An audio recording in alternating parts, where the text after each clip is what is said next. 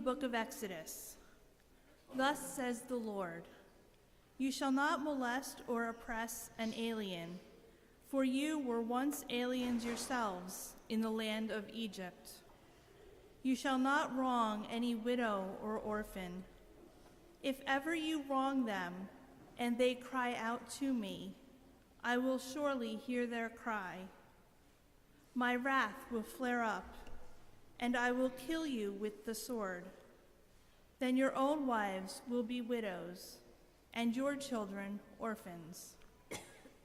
If you lend money to one of your poor neighbors among my people, you shall not act like an extortioner toward him by demanding interest from him. If you take your neighbor's cloak as a pledge, you shall return it to him before sunset, for this cloak of his is the only covering he has for his body. What else has he to sleep in? If he cries out to me, I will hear him, for I am compassionate." The word of the Lord. Thanks be to God.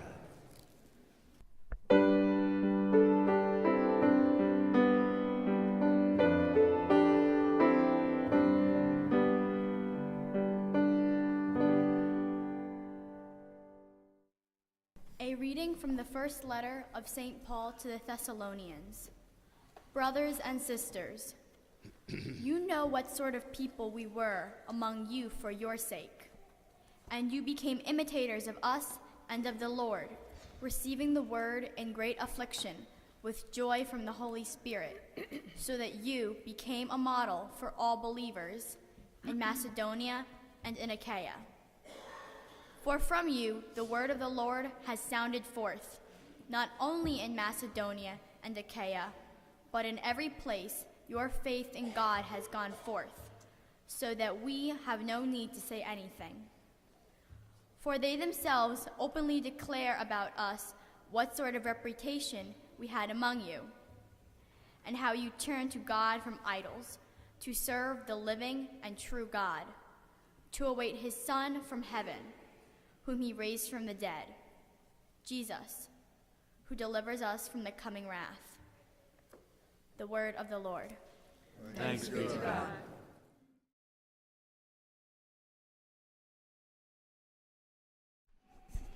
The Lord be with you. And with your spirit. A reading from the Holy Gospel according to Matthew. Glory to you, Lord. When the Pharisees heard that Jesus had silenced the Sadducees, they gathered together, and one of them, a scholar of the law, tested him by asking, "Teacher, which commandment in the law is the greatest?" Jesus said to him, "You shall love the Lord your God with all your heart, with all your soul, and with all your mind. This is the greatest and the first commandment. The second is like it. You shall love your neighbor as yourself. The whole law and the prophets depend on these two commandments." The Gospel of the Lord. All right, is anybody in church this morning originally from Philadelphia? Anybody from Philadelphia? Okay, we got a couple of potential Eagles fans there, right? Okay, we got some more. Has anybody, whether you're from Philadelphia or from someplace else, has anybody ever been to the cathedral in Philadelphia? Anybody ever been to the cathedral? Okay, we have a couple people who've been to the cathedral in Philadelphia. Okay. What's the distinctive feature of the windows at the cathedral in Philadelphia? This is like Final, dun, dun, dun, dun, dun, dun, right? Final Jeopardy. There's a very distinctive feature of the windows in the cathedral in Philadelphia. And as soon as I tell it, you can say, "Oh yeah, of course, of course." They're missing part. Which part of the windows are they all missing? The bottom. So take this window, standard sort of church Romanesque window, rounded top, rectangle topped off by a half moon. church window. But at the cathedral in Philadelphia, they're missing the rectangle at the bottom. They basically just have the half moon at the top with a little bit below it, but they're basically missing the rectangle below. Why are they missing the rectangle below? Did someone steal all the rectangular windows? No, they didn't build the rectangles into the windows. Why did they not build the rectangles into the windows? Because at the time the cathedral was being built in the middle of the 19th century, they had a group of people out there all over the United States called Know-Nothings.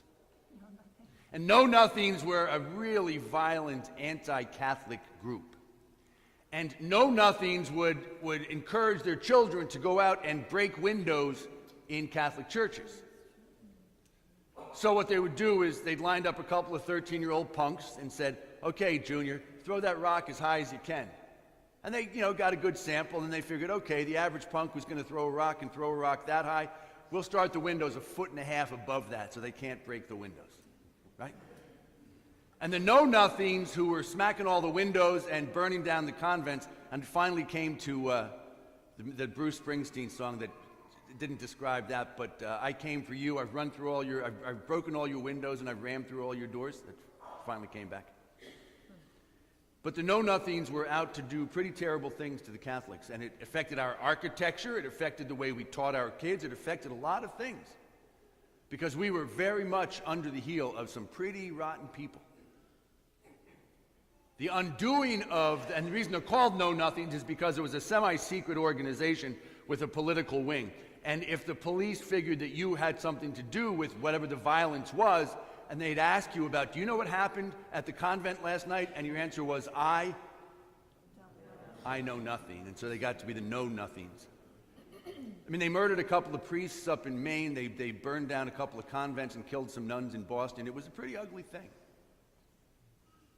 And the answer to the Know-Nothings was not that the Catholics, and they despised the Irish Catholics more than anybody. They weren't so crazy about the Italians or the East Europeans or the Germans, but they really despised the Irish Catholics because it's a nativist group, the Know-Nothings, but they got it into their heads the Pope was trying to take over the United States, and the way he was going to do it was by appointing just the right Irish bishops, and they would somehow manage to take over, and all of a sudden Irish people and the rest of the Catholics wouldn't be paying taxes anymore. No, where was the last time we heard this? What was the presidential election that we heard this? John Kennedy, right? We heard this at Kennedy's time. And then what was the presidential election? Not too many of you were voting that time. Way before that. When Al Smith, exactly. So this is one of these things that comes up from time to time. But it wasn't from people from the outside, the Catholics, that undid the Know-Nothings. It was the old line American families who were being recruited by the Know-Nothings, the WASPs, the colonial families with descendants. They were the ones who finally resisted this thing and put an end to the Know-Nothings.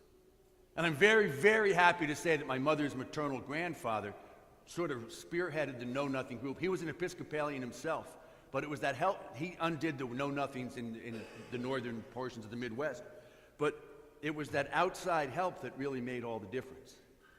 So what does the architecture of Philadelphia's cathedral and the history of anti-Catholicism in the United States have to do with the readings today? It's pretty straightforward. The first reading asks us, you remember your days in Egypt. And what's Egypt for the children of Israel? Egypt is that symbol of an oppressive period. Egypt is that time when they were treated, it wasn't just that they were breaking all their windows and ramming through their doors, it was that they were enslaved in Egypt.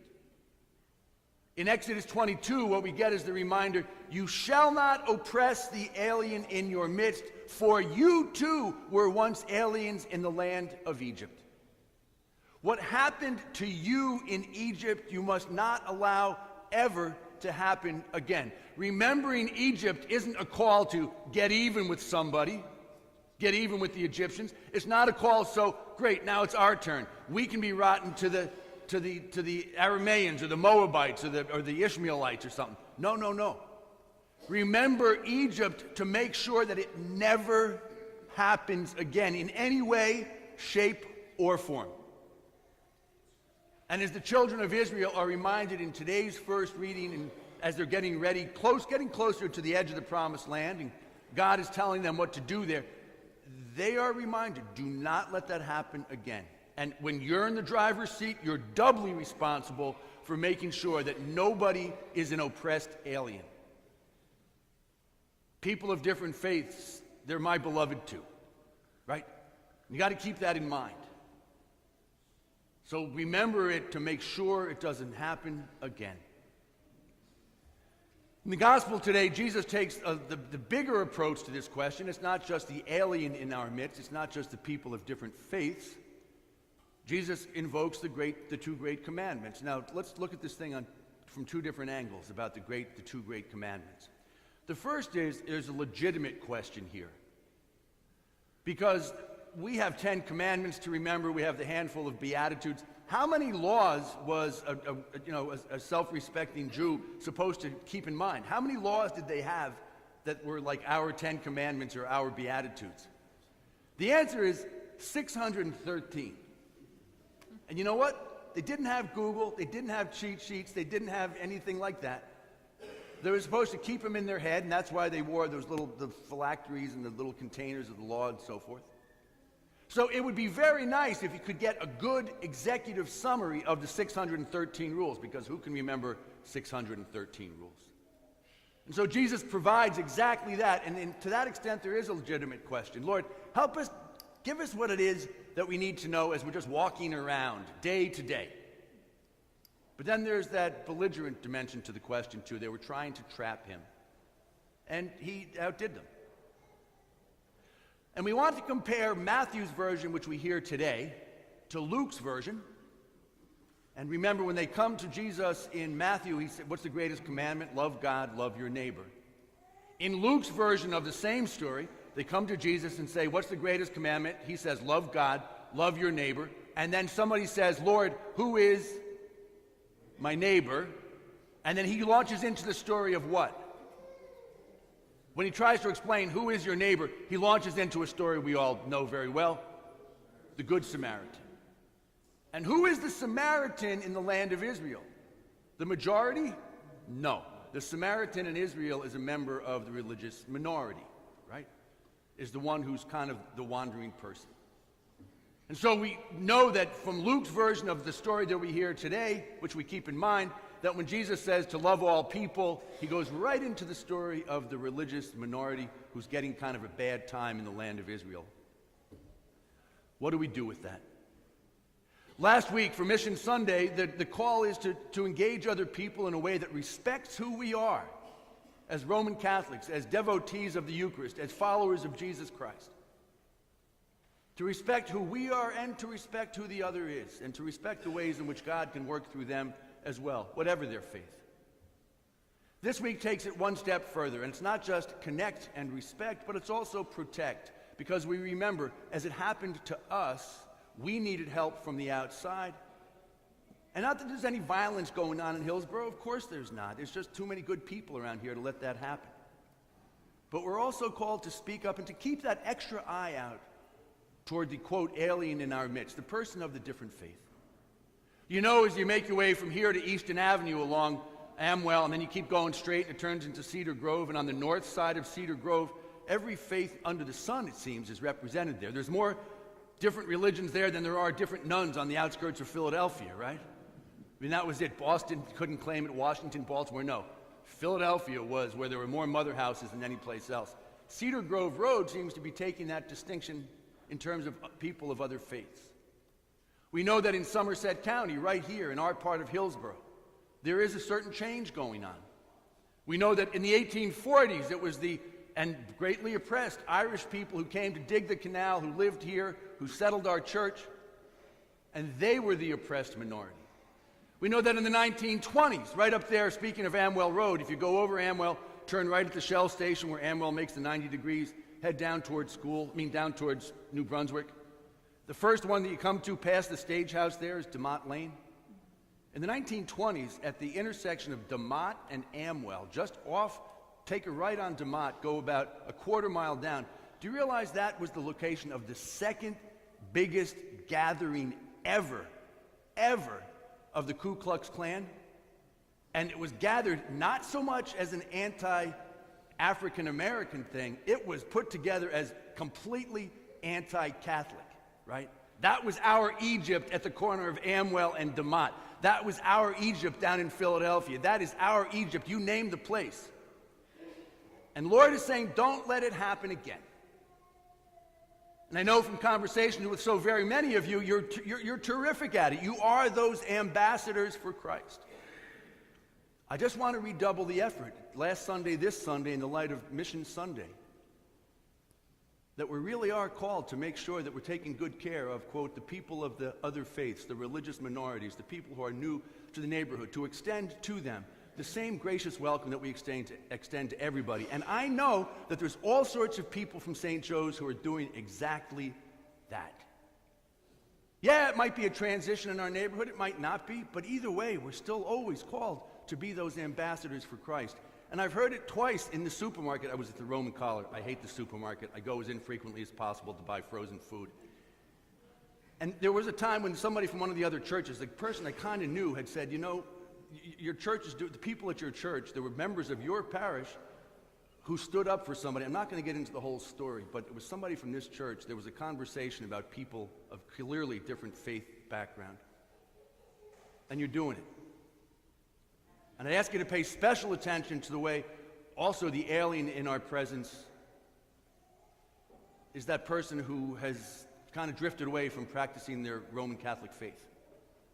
That's another one of those religious minorities in our midst who elicit from us that same sort of respect, connection, protection. So in all of this, with people of other faiths and with Catholics who maybe have, for whatever reason, thought that not practicing is the right answer for right now, you've done it well. I don't know all your stories, but I know enough to know that there's some great reports to come back. You've been great ambassadors for Christ. And there's nothing better than a great ambassador to get the word out. Where have you done it well with people of other faiths, and not dramatic ways, just that warm hello, the respectful inquiry? Where have you done that with people who've given up on their Catholicism for now? Where have you done it well? And what's the next step with both of those groups? The people of religions that aren't well established here, and the people of the Catholic faith who've kind of drifted away. What's the next step in terms of being a good ambassador for Christ to them? And if there comes that moment when you think, I don't know if I'm into this, please keep in mind one thing. When you need to get that steam that keeps you doing a great job as you are already doing, keep in mind one thing. Our windows go all the way to the ground. Got it? Our windows go all the way to the ground. Egypt is over for us.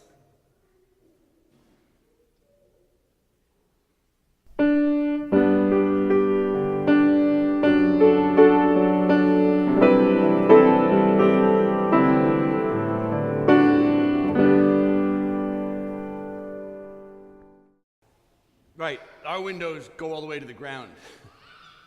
Our Egypt is over, thank God, and we thank God for the help of other people. And it's not that people in our neighborhoods are going through gigantic Egypts. There might be just little Egypts of theirs. People around the world are going through giant Egypts, the Rohingya, for instance. Some of the people in the West Bank, some of the people in Central African Republic, some of the people in South Africa, some of the people in Belize. People all around the world are going through big Egypts. Not so big Egypts here, but the answer is no Egypts anywhere. Let everybody's windows go all the way to the ground. So how are you doing to help build that up here in Hillsborough? And I know you're doing a good job. I misspoke before. The thing in the supermarket was there was kind of a potluck organized around someone who had moved in, who was from a faraway place. And the person I knew said there were going to be 2 St. Joe's families there. It was just delightful to hear. So you're doing it well, my bet is. Being as gracious to people of other traditions as you are to people of our own. Not that ghetto mentality. And you're doing the same with people who've stopped actively practicing their Catholic faith. And what's the next step? Where have you gotten it right? In terms of let everybody get their windows all the way down to the ground. Get everybody out of Egypt, as it were. Where have you gotten it right? And what might be the next steps in that direction? Let us pray.